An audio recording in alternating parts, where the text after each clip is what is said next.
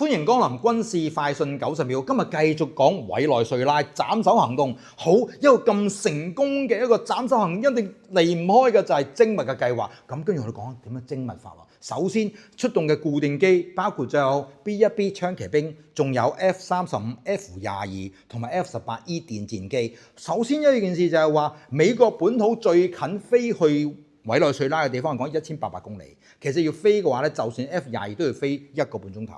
咁好啦，仲有航空母艦戰鬥群會快啲嘅，大概15至20分鐘飛到過嚟啦。所以美國同步除咗航空母艦起飛嘅咧，仲有本土起飛嘅，包括咗頭先講嘅機種啦。咁好啦，同一時間發生咩事咧？首先由 F-18E 電戰機將成個制空全部癱瘓先，跟住 F-35就會用反輻射雷達將導彈打去所有夠膽開雷達嘅防空雷達站。第三就係輪到所有嘅 F-22同埋 F-35對地攻擊，將所有嘅防空系統全部癱瘓。總共超過有6個軍事基地被炸到係變咗焦土嘅。